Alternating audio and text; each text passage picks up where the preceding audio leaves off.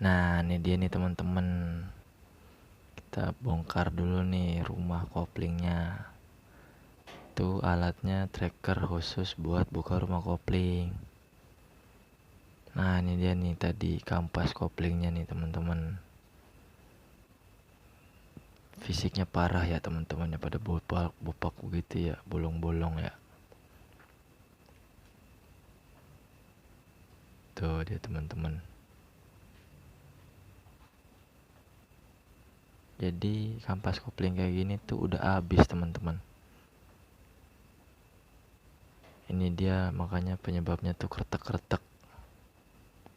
Nah, kita bongkar dulu dah rumah koplingnya, biar kita bisa ngecek satu-satu komponennya rumah koplingnya.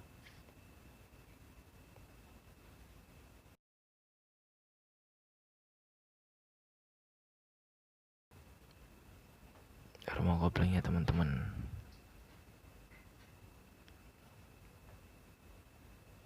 Nah, di balik rumah kopling itu ada washer satu teman-teman, ring baja. Itu nanti pas dipasang jangan lupa ya teman-teman.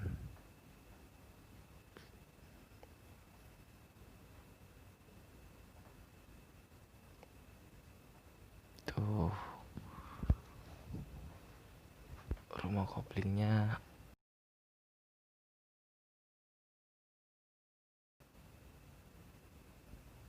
Jadi yang perlu diganti itu cuman kampas koplingnya doang teman-teman. Setelah kebongkar semua, kita cuci dulu yuk komponen-komponennya teman-teman. Nih teman-teman,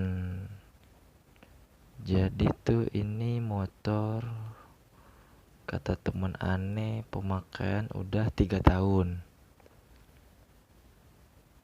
Jadi selama 3 tahun itu emang belum pernah ganti kampas kopling. Terhitungnya awet lah pemakaian 3 tahun. Dan kebersihannya pun ini cukup terjaga teman-teman. Jadi artinya si pemakai motor ini teman aneh ganti olinya rajin. Karena motor 3 tahun tuh lumayan teman-teman, kalau udah pernah sempet telat ganti oli apa gimana, pasti mesinnya kotor teman-teman, banyak kerak-kerak olinya. Tapi ini bagus teman-teman, lumayan bersih.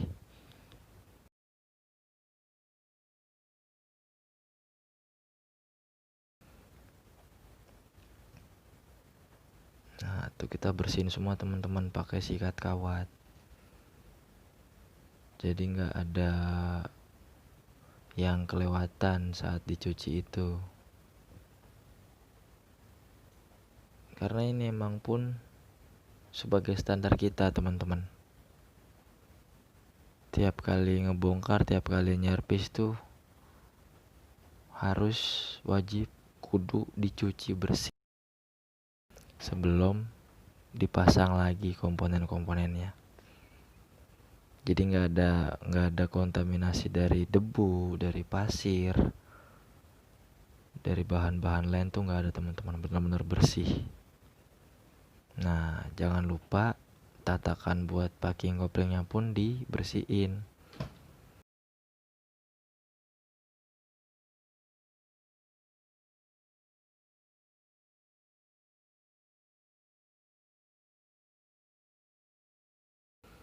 Karena kebanyakan kasus yang bocor di packing kopling itu yaitu pas pemasangan nggak bersih teman-teman. Jadi masih ada pasir yang kejepit di antara packing. Nah, itulah penyebab nomor 1 bocor di packing kopling. Kan itu bisa dihindarin teman-teman kalau kitanya yang masang tuh prosesnya bersih. Jadi nggak ada kebocoran setelah kita pasang packing, kita tutup pakai bloknya. Oke teman-teman, kita lanjut lagi yuk, nyuci komponen-komponen yang lain yuk. Kick.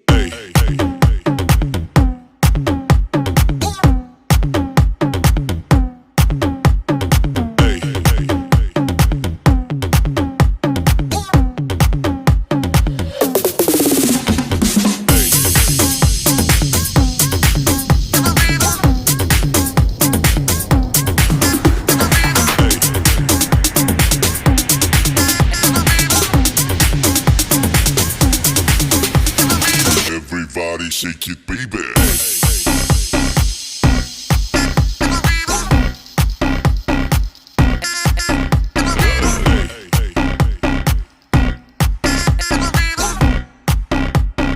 Everybody shake it, baby.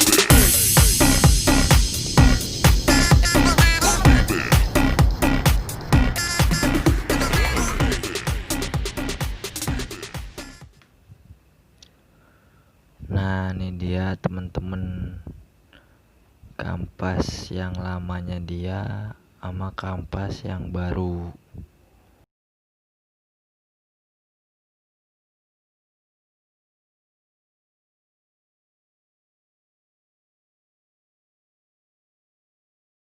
Nah, tuh kelihatan kan temen-temen perbedaan tebelnya si kampas yang baru ini.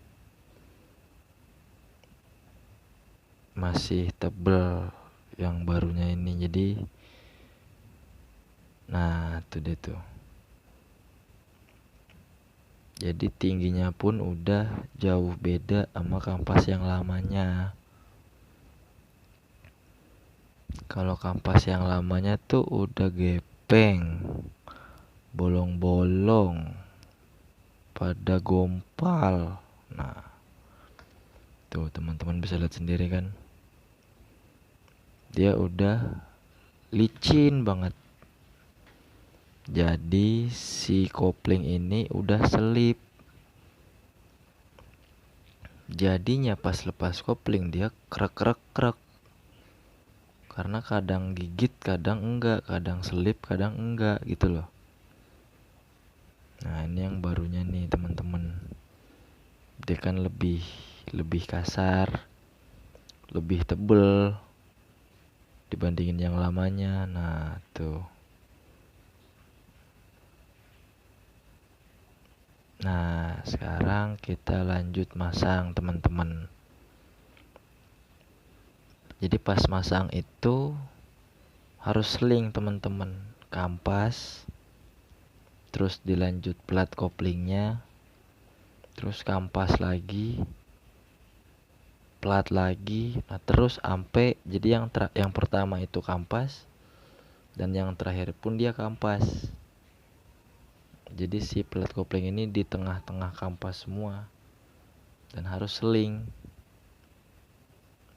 Nah, tuh kampas lagi. Setelah kampas baru plat kopling lagi. Nah, terakhir kampas terus ditutup sama koplingnya dia. Nah, tadi tuh masukin pelor buat tonjokan si kopling. Nah, setelah dipasang tuh dicek lagi teman-teman. Udah rapet semua belum tadi si kampasnya ketekennya.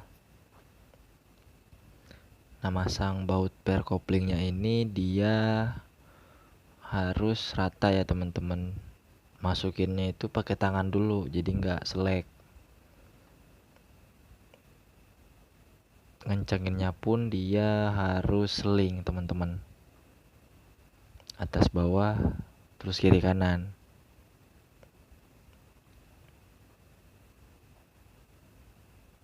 Kencengin dikit demi dikit.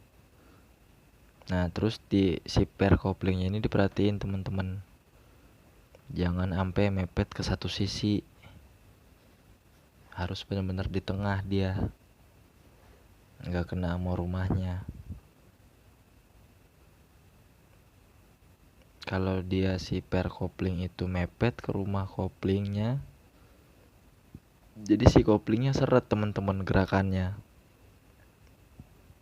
Kesannya tuh si respon kopling telat.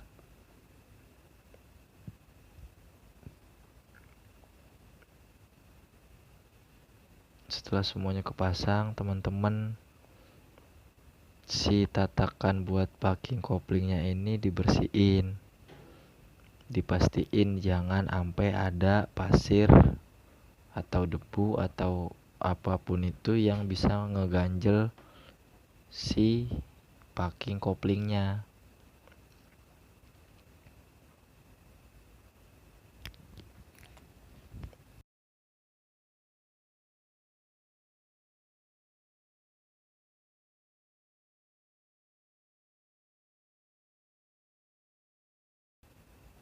Oke teman-teman, semoga video ini bisa bermanfaat buat teman-teman yang mau nyoba di rumah. Makasih.